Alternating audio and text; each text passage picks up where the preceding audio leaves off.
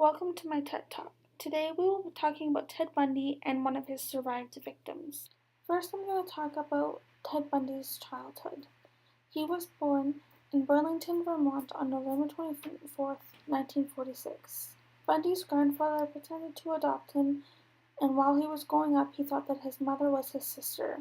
There was suspicion of his grandfather having a violent temper and a fondness towards pornography, but Bundy never clarified this. But family members always had a distrust feeling about him. Bundy eventually found out the truth about his mother by finding his birth certificate and didn't take it well.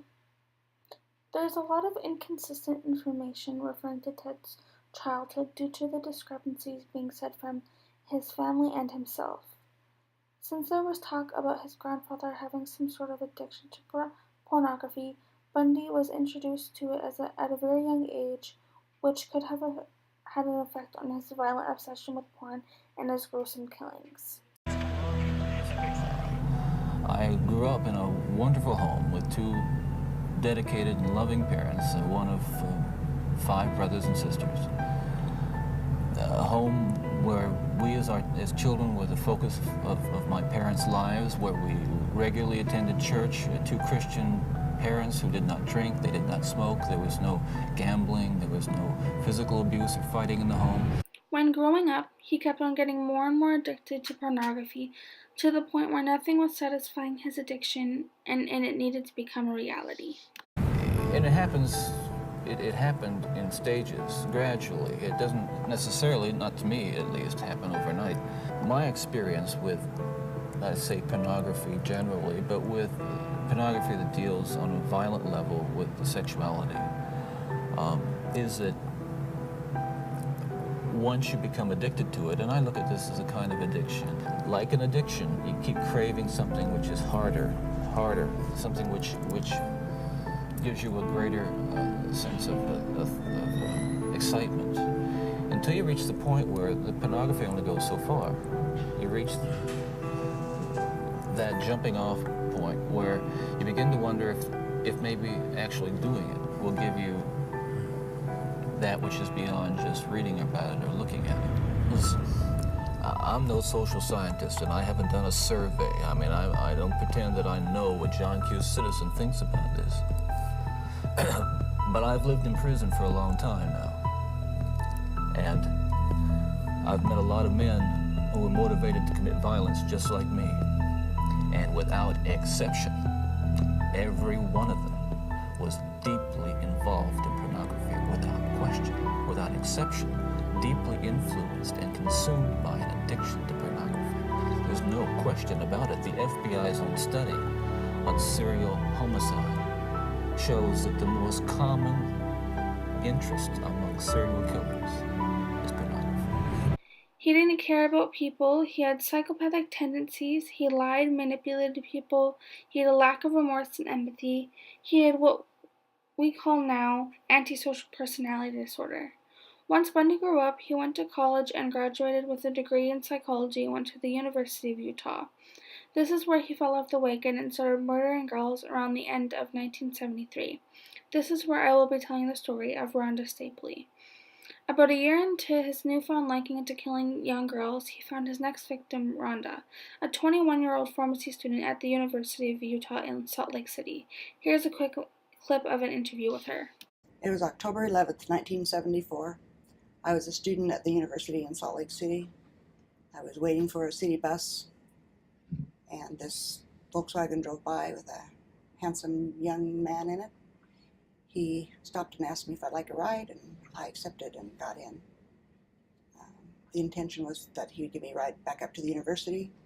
Instead, he very shortly took a detour, and when I questioned him about that, he reassured me by saying that he had an errand to run and asked me very politely if that would be all right and if I minded.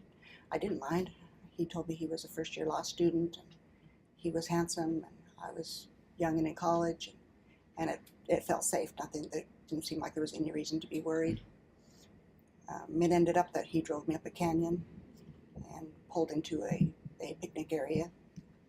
My thought was that he was intending to try to make out, and I wasn't really a make-out girl. My my mind was trying to figure out ways to get out of this situation gracefully and without embarrassing or insulting either of us. He pulled into the like isolated picnic area and turned the car off. Then he turned in his seat so it was kind of facing me and leaned in really close. I thought he was going to kiss me. Instead, he said, "Do you know what? I'm going to kill you." And he started choking me. My first thoughts was that he had some really strange sense of humor. That was just for a very brief moment because he was squeezing so tightly that it couldn't be a joke. And my thinking that it was funny was all of a sudden very scary. He choked me until I was unconscious. Then I was moved out of the car onto a picnic table where the assault continued. I was beaten, and he dragged me to the end of the table and raped me. He enjoyed choking me until I was unconscious and then letting me revive and repeating that over and over. It seemed like he enjoyed watching me die. Now, after I watched that video, I decided to get in touch with her through an email that was linked. I didn't actually think she'd respond, but she did. Here's what she had to say.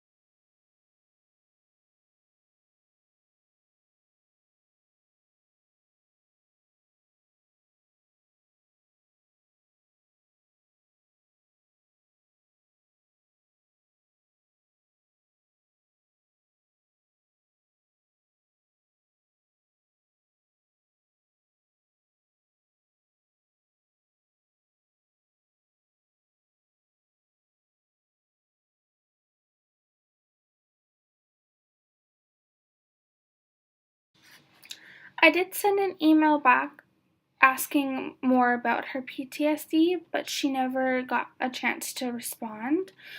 But I just think that it's crazy how somebody could keep that a secret for 37 years and then